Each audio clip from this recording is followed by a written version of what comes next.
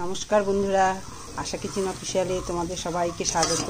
আজকে আমি একটা পনির দিয়ে ক্যাপসিকাম, পেঁয়াজ, টমেটো দিয়ে একটা তরকারি করব, মানে রেসিপি, যেটা হচ্ছে খুব তাড়াতাড়ি হয়ে যায়, রুটি খাওয়ার বা ভাতেও খেতে পারে অনেকে, ডাল ভাতে।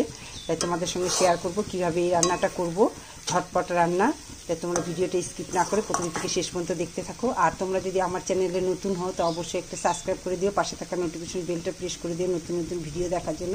তো চলো বেশি দেরি করব না, রান্নার ভিডিওটা শুরু করি। এখানে আছে পনির, এখানে ক্যাপসিকাম কাটা, টমেটো আর পেঁয়াজ। পেঁয়াজটা আছে বড় বড় দুটো পেঁয়াজ, এখানে একটা টমেটো, একটা ক্যাপসিকাম।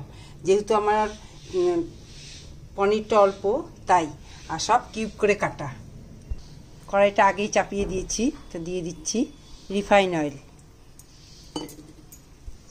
পনিরটা আমার ফ্রিজে ছিল তাই আমি একটু সামান্য ময়দা মিশিয়ে, মানে যাতে তেলটা গায়ে ছিটে না আসে, তাই একটুখানি ময়দা দিয়ে মেখে এখন ভেজে নেব। এইভাবে দিলে আর গায়ে তেলটা ছিটে আসবে না, তাই আমি একটু ময়দা মাখিয়ে নিলাম। ফ্রিজ থেকে বের করলে পনিরটা জলটা বেরিয়ে যায়, সেই জলটা তেলের মধ্যে দিলে গায়ে ছিটে আসে, এই জন্য আমার ময়দাটা দেওয়া।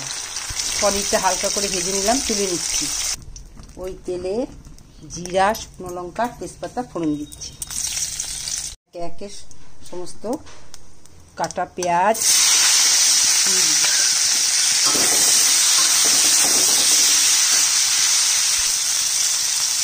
ক্যাপসিকাম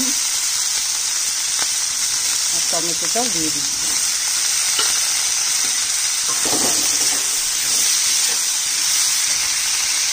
হালকা আছে, ধীরে ধীরে ভাজা হবে। ভাজাটা হয়ে গেছে, লাল হয়ে গেছে ভাজা। আর দিয়ে দিচ্ছি 4-5 কোয়া রসুন থেতো করে।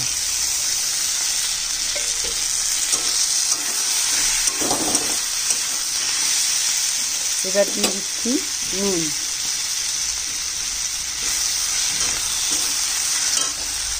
এবার দিয়ে দিচ্ছি কাঁচা লঙ্কা কাটা, 4-5টা কাঁচা লঙ্কা দিলাম, একটু ঝাল ঝাল হবে।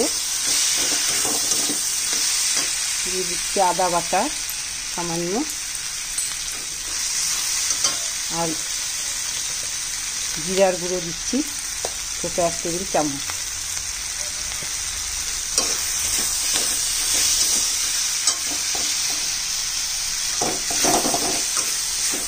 ভাজা হবে, জল দেওয়া হবে না, এইভাবেই ভেজে ভেজে ধীরে ধীরে রান্নাটা হবে। দিয়ে দিচ্ছি একটু লঙ্কা বাটা, কাঁচা লঙ্কাতে ঝাল হবে না তেমন, ছোটো টেবিল চামচের 1 চামচ লঙ্কা বাটা দিলাম। সঙ্গে দিয়ে দিচ্ছি কাশ্মীরি লঙ্কার গুঁড়ো, কালারটা সুন্দর হবে।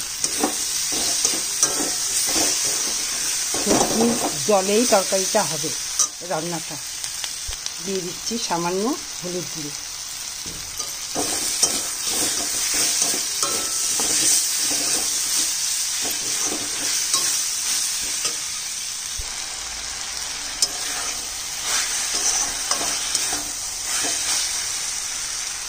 দিয়ে দিচ্ছি পনির ভাজাটা।